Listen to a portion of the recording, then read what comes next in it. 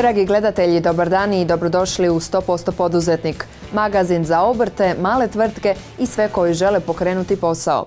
I ovoga tjedna donosimo vam pregršt inspirativnih priča i reportaža. S jednim mladim istarskim vinarom razgovarali smo o probijanju na strano tržište te istražili kako u praksi funkcioniraju novi trendovi u ugostiteljstvu. U Zagrebu smo obišli sajam energetike te pronašli dobar primjer uspješne suradnje malog proizvođača i trgovca. A za početak otkrićemo vam kako je poznati hrvatski modni brend odlučio proširiti svoje poslovanje i to na kozmetiku. Brand Hippie Garden je počeo prije punih 15 godina. Iza sebe imamo dosta rada, dosta ostvarenih ideja, dosta situacija koje smo na neki način ili lakše ili teže prošli. Počelo je naravno sa tekstilom jer moja prva ljubav je tekstil i sve ono vezano uz tekstilnu proizvodnju. Nismo imali niti viziju da će to se preroditi u ovako veliki i ozbiljan brend. Tako da početak je bio, kažem, onako nježan i dječački. Mi godišnje izbacujemo ono što je važno za proizvodnju, za dućan i za, naravno, opstanak samog brenda. Proizvodimo najmanje 4 kolekcije koje su vezane ne samo uz tjedne mode, to jest uz ono što prezentiramo, nego jednostavno su opće potrebne za daljnju proizvodnju. Ja sam samo taj jedan kreativni direktor Hippie Gardena. Tu je definitivno puno ljudi uključeno u cijelu priču. Onaj koji drži konce, to je gospodin Saša, to jest moj drugi dio Hippie Gardena. U suvremenom svijetu je raspodjela posla normalna stvar, tako da ne uzimam zasluge sebi. Ja doista sam zbilja onaj element koji sa strane daje uvijek nekakav vjetar u leđa i podršku, drugačije ne možete uopće opstati niti raditi na tržištu. Krenuli smo najprije sa tim nekakvim popratnim programom, to su bile mirisne svijeće, rokovnici, različiti purpuri, ukrasne stvari. Ono što smo nedavno napravili, to je moja želja da hrvatski suvenir malo plemenimo i da mu damo jednu malo drugačiju notu i da mu damo jednu drugačiju modnu dušu. Mi smo uzeli licitarsko srce, implementirali smo ga na odjevne predmete, na majice, suknje, torbe i na različite stvari i taj naš suvenir je danas postao nosiv. Samo tržište od nas traži iskorake u nešto dalje i u nešto više. Tako da smo se odlučili napraviti preparativnu kozmetiku koja je nikako drugačije ni ne može biti vezano uz naš svjetonazor i uz ono što mi predstavljamo. Je 100% prirodna, 100% organska, svi sastojci su od hladno prešanih ulja, certificirana svim certifikatima. Hippie Garden od početka, ali evo stojim iza svake svoje riječi, radi sve sam. Ja ne znam drugačiji način, možda ja ne vidim drugačiji način i zapravo možda je to moj nedostatak, mada ja doista smatram da je to samo jedna velika prednost.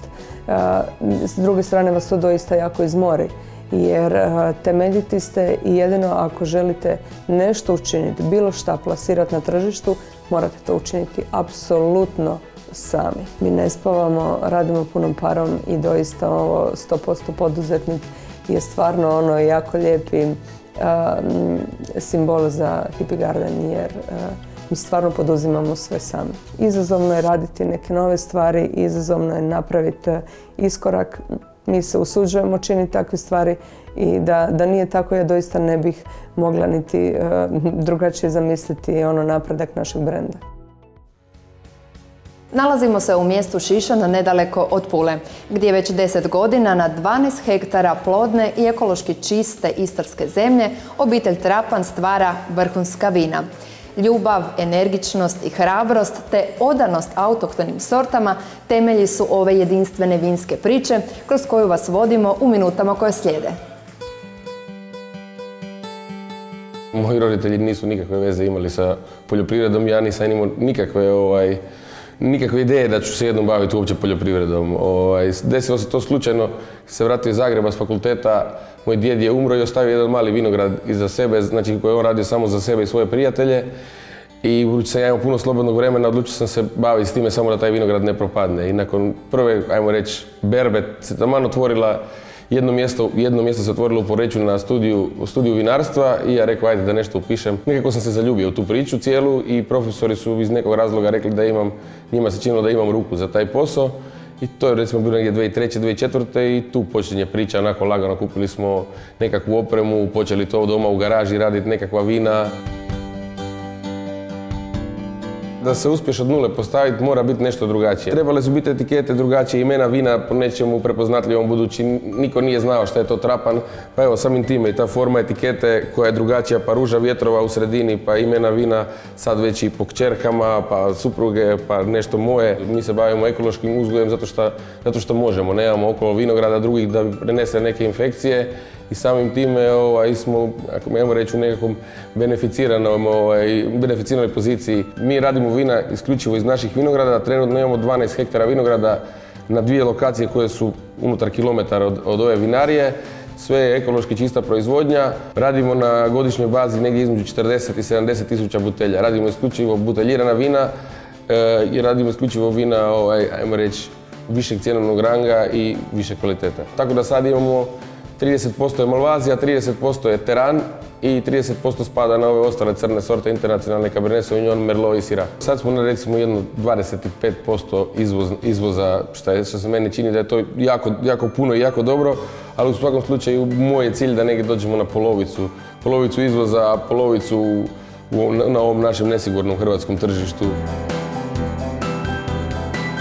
Ja umjesto da sam, to možda neće se svakome prihvatiti tu priču, ali ja umjesto da sam išao na godišnje odmore i razne stvari, ja sam sav višak novca, sav profit prebacivo u moja putovanja i to je sigurno 3-4 godine trajalo i nije bilo nikakvog efekta. Efekt sad dolazi. Izvoz nije sigurno jeftina i jednostavna stavka i sigurno je sad, danas, da je puno jednostavnije nešto izvesti nego što je to bilo 5 godina unazad. Jer sad već postoji priča o Hrvatskoj, priča o Istri, priča o našim vinima, priča o našem lijepom moru i svemu. Papirologija je, od kada smo ušli u Europu, postala sve jednostavnija i jednostavnija. Ok, Amerika je jako komplicirano tržište, traže oni puno tih nekih detalja, ali jednom kad prođeš taj, ajmo reći, porođajne muke, onda to više nije toliko problematično. Znači, ako se želiš baviti nečime, bilo kojim poslom, a pogotovo vinom, vino je umjetnost, a i svi ostali poslovi mogu biti vid umjetnosti, to moraš raditi sa strašću. Bez strasti, mislim da nema smisla. Digitalno oglašavanje uistinu je top tema među obrtnicima i malim poduzetnicima. Zbog velikog interesa kojeg ste iskazali, donosimo vam kratki rezime intervjua o ovoj tematici. Nove tehnologije su promijenile svijet oglašavanja. Oglašavanje sa novina se preselilo na digitalne medije, primjenom nove vrste oglašavanja na internetu koriste se novi alati poput oglašavanja na socijalnim medijima, Google, oglašavanje, display oglašavanje i mobilno oglašavanje na mobilnim platformama. Taj segment izuzetno je zanimljiv za malo i srednje poduzetništvo, isključivo iz razloga što s vrlo malim budžetima dobivamo precizno mjerljive rezultate i kvalitetne učinke. Prema istraživanjima, ljudi su u 2014. proveli 30% vremena pred televizijom, 29% na mobilnim uređajima, 28% ispred računala i 13% na svojim tabletima. Čak 99% pretraživanja na internetu u Hrvatskoj odvija se preko Google tražilice. Google AdWords je jedan od najučinkovitijih metoda oglašavanja. Dostupan je svima, bez obzira na veličinu budžeta, ima odlično ciljanje. Ukupna vrijednost digitalnog oglašavanja u Europi je dosegla čak 28 milijardi eura, a procjenjuje se da će u 2015. godini digitalno oglašavanje rasti čak za 13%. Možemo reći da je digitalno oglašavanje metoda pomoću koje ćete kvalitetnije oglašavati svoje proizvode i usluge kako na domaćem, tako i na stranom tržištu. Proteklog tjedna u Zagrebu su predstavljeni novi trendovi iz područja održive gradnje, obnovljivih izvora energije te grijanja i klimatizacije. Zaključak, budućnost građevinarstva doista ovisi o sinergiji s ekologijom. Zagrebački je velesajam od 22. do 25. travnja ugostio čak 3 specijalizirana sajma: Interklimu, energetiku i zelenu gradnju, prvi međunarodni sajam održive gradnje. 3 specijalizirana sajma, ali vrlo kompatibilnih programa izlaganja koji se nadopunjuju, samim time i fundus izlagača kao i ciljena publika je zajednička na sva 3 ova sajma. Ove godine svoje ideje predstavilo 106 izlagača iz 11 europskih zemalja, a cilj sajmova je bio prikazati najnovija dostignuća na području grijanja i klimatizacije, obnovljivih izvora energije te održive gradnje. Vani to je puno naprednije nego što je u Hrvatskoj. Mi smo znači u samim počecima i što se tiče proizvodnje ovakvih proizvoda i ugradnje. Znači još uvijek većinom ljudi kupuju jeftinije proizvode, ali baš iz razloga što smo otvorili svoju podružnicu u Hrvatskoj i prilagodili smo cijene hrvatskom tržištu. Znači u odnosu na sva tržišta Europske unije mi idemo do 50% niže sa cijenama za hrvatsko tržište. Pa mi u svakom slučaju, kako kroz zakonsku regulativu, tako i u samoj praksi slijedimo regulativu Europske unije. Međutim, moramo znati da energetski učinkovita gradnja ili održiva gradnja nije tako jeftina. Ona je nesumnjivo i budućnost i kroz jedan duži period svakako i polučuje i ekonomske efekte. Međutim, onaj početni zapravo ulaganje nije malo. A na sajmovima se odmah moglo i vidjeti kako ta održiva ekološka gradnja zapravo izgleda. Jedan od načina je i korištenje cigli napravljenih od materijala koji ih čine puno boljim izolatorom. To je ekološki način gradnje, budući da je sastav tog materijala 85% drvena sječka i 15% cement. Znači ta se smjesa miješa i zatim se stavlja u kalupe, preša i dobivamo, evo vidite tu iza nas, znači jedan visoko kvalitetan proizvod koji ima mnogo prednosti u odnosu na klasičnu ciglu. Odmah u startu smo naravno skuplji, ali ako se uzme u obzir uštede koje se postižu, znači na brzini gradnje, ako uzmete u obzir da je tu već uključena i toplinska izolacija, ako se uzme u obzir manja potrošnja željeza, zatim ako se uzme u obzir da nije potrebno klasično žbukanje, nego je dovoljno preći ljepilom i mrežicom s vanjske i unutarnje strane, znači tu se opet postižu uštede, tako da dolazimo otprilike na cijenu znači klasične gradnje nekom kvalitetnijom opekom. Bila je ovo i odlična prilika za sve učenike i studente koji u energetici vide svoje buduće zanimanje. Ovaj smjer što se upisao, instalater grijanja i klimatizacije, to u našim krajevima jako je dobar smjer, zato što ljeti je vruće, pa klime se jako dobro idu i zanima me rađe radi neki zanat nego nešto drugo. Ovdje sam u ime studentske udruge za promicanje energetske učinkovitosti i savjetovanje, SUPEUS.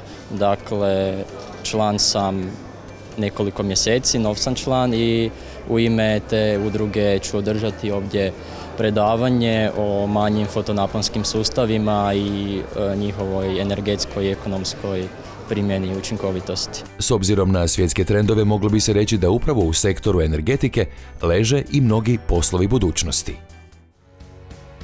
Plasman na tržište i pronalaženje kupaca velika je prepreka za male proizvođače, koji često ne mogu udovoljiti zahtjevima velikih trgovačkih lanaca.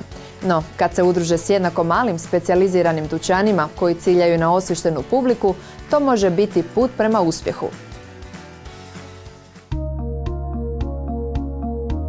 Proizvodnja je startala prije 12 godina. U početku smo radili u Zagrebu. Koristili smo već i tada viške sirovine, onda smo odlučili premjestiti proizvodnju na otok Vis i tako je do danas. Od ideje do realizacije je prošlo relativno kratko vrijeme jer smo imali dio opreme već smo posjedovali. Znali smo čime ćemo se baviti, bilo je samo pitanje organizacije proizvodnje, spremanja sirovine i plasmana. Što se tiče proizvodnje, zakonodavstva, napravili smo, da tako kažem, dobru domaću zadaću. Proučili smo upravo taj zakonodavni dio i od samog početka smo ispunjavali sve uvjete koje zakon propisuje, pogotovo da se radi o proizvodnji hrane. Vlastitu maloprodaju nemamo i to uopće nije bila niti orijentacija od samog početka Želja nam je bila pronaći dobre kanale prodaje, dobrog distributera i od samog početka nismo imali nikakvog problema obzirom da je bio jedinstveni proizvod vrhunske kvalitete. Pokušavamo direktno ići do trgovine, do trgovaca i ujedno i educirati ljude na prodajnom mjestu da oni sami znaju reći kupcima o čemu se radi, kakav je to proizvod, što je u tom proizvodu. Jel? To je razlog zašto se obraćamo trgovinama tipa Juice Box. Cilj našeg poslovanja i otvaranje same poslovnice bilo objediniti male hrvatske proizvođače koji se ne mogu naći u drugim prodavaonicama nego samo kod nas. Tako smo došli na ideju sa našim mok pekmezima koji su vrhunske kvalitete koje smo na Visu nekad kušali, došli do gospodina Benčića i u suradnji s njim, kontaktom sa njim gdje je bio susretljiv, sastali smo se, dogovorili da bi kupovali njihove proizvode koje koristimo u našim proizvodnji sirovih i ostalih kolača. Suradnja je bila vrlo jednostavna. Gospodina smo nazvali, ispričali smo koji je koncept našeg poslovanja. Prilikom dolaska gospodina u Zagreb susreli smo se, vidio je naš dućan. Proizvode smo, kroz nekoliko dana je suradnja zapravo počela teći i naši kupci su prepoznali proizvod hrvatskog proizvođača. Brendiranje proizvoda od samog početka nam je bilo izuzetno važno. I našli smo, odnosno uspostavili smo suradnju sa dizajnerskim studijom koji nas je od početka razumio što želimo. Prije par godina smo uveli liniju dijetetskih proizvoda, dakle bez šećera, vizualno se razlikuju. Dakle imamo igru crno-bijelo, crno je šećer, bijelo je fruktoza, tako da na policama kupci mogu vrlo lako i sa sigurnošću odabrati što žele. I povratne informacije sa tržišta govore upravo u prilog toga da je brend dobro odabran, da je vizualno dobro prihvaćen, da se razlikuje od ostalih, da je prepoznatljiv. Ništa bez dizajnera ne radimo, idemo s njima u suradnji, u razvoj i novih proizvoda. Planovi za budućnost, izlazak na europsko tržište, proširenje proizvodnje, sirovine imamo, proizvod će biti ekološki, dakle interes postoji. Dinamičan svijet ugostiteljstva uvijek je u potrazi za novim konceptima koji će dovesti još više gostiju. Jedan takav prenesen je iz Njemačke u Hrvatsku, a podjednako je popularan među domaćim i inozemnim gostima. Evo o čemu se radi. Već više godina vodimo restorane. Zadnje smo ovdje otvorili bili baš Konobu i rodila se ta ideja da probamo taj jedan brend svoj napraviti, to jest brend izvana uvesti i napraviti da se jede rukama, da bude taj cijeli neki viteški stil. I eto, došli smo do te ideje, krenuli realizaciju, realizirali i krenuli sad naprijed s tim. Pokušavamo se vratiti u to neko 18. stoljeće, neki viteški restoran napraviti tu priču da nema bešteka, nema tanjura, nema stakla, znači sve je posluženo na drvu, na drvenim čašama, jede se isključivo rukama. Imamo samo taj jedan mač na sredini stola s kojim će ljudi si pomoći u rasitnjavanju hrane i to je to. Znači drugog nema. Mi smo prvi u Hrvatskoj, postoji u svijetu, u Njemačkoj 2 restorana koja su na takav princip, koji su baš smješteni u dvorcima. Od njih smo većinu stvari probali prekopirati, napraviti. I reakcije su onako u prvih nekoliko minuta dosta su ljudi skeptični kako uopće krenuti jesti. Znači pogledaju platu, vide da stvarno nema ničeg na njoj s čim si mogu pomoći, onako traje 3-4 minute dok se neko prvi ne opusti, nakon toga se svi opuste i svi krenu jesti, onda je već opuštenije i što duže traje, to je sve opuštenije. Imamo 2 menija u ponudi, imamo običan meni i prošireni meni.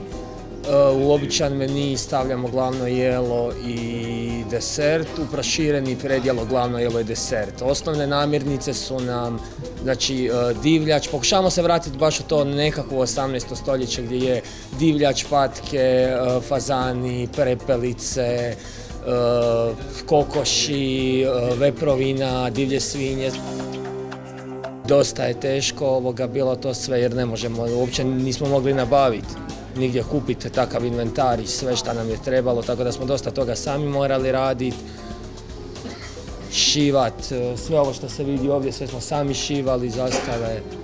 Sve što se tiče čaša, šivanja, svega, sve smo sami radili, baš sami. Jedino lokal je radio jedan hrvatski umjetnik koji radi za Hrvatsko narodno kazalište i to je jedino što nam je neko pomogao i u svemu tome napravio. Vlasnici apartmana po Zagrebu su nas kontaktirali, traže nas da im donesemo svoje letke, promidžbeni materijal kako bi oni nudili to turistima, jer im se priča čini strašno zanimljiva. Istu ovu priču ove godine ćemo probati napraviti u Rovinju, gdje imamo već jedan restoran koji sad drugu godinu za redom će raditi, ali ćemo u njega ugraditi u dvorište, znači na našu salu ćemo napraviti jedan veliki brod od nekakvih 70 kvadrata na kojem ćemo napraviti istu ovu priču i znači pokušat ćemo je prezentirati turistima koji će tamo dolaziti i građanima tamo svima. Nadamo se da će priča proći. Pokušat ćemo napraviti u biti jedan brend od ovog i pokušat ćemo se proširiti na što više gradova i što više toga ćemo moći sa istom ovom pričom.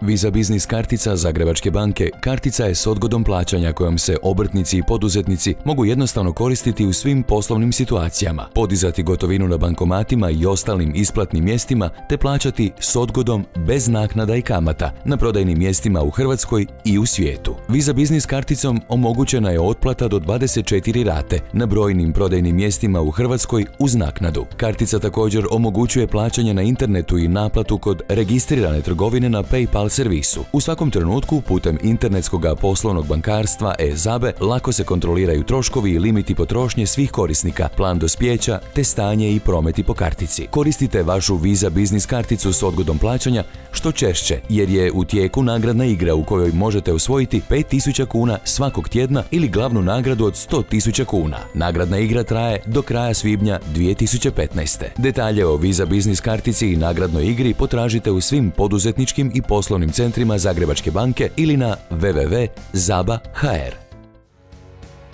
Vrijeme je za vijesti i najave iz svijeta obrtništva.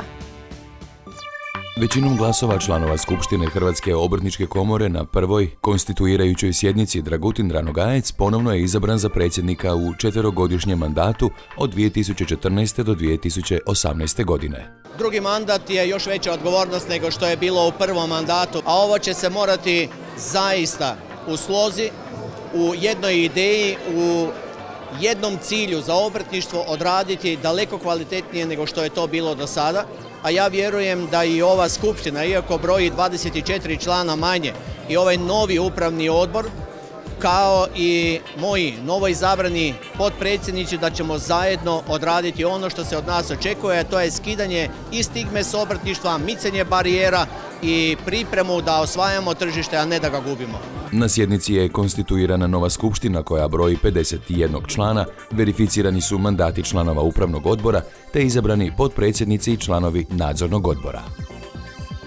Agencija za plaćanja u poljoprivredi, ribarstvu i ruralnom razvoju objavila je natječaj za provedbu podmjere 6.3 potpora razvoju malih poljoprivrednih gospodarstava.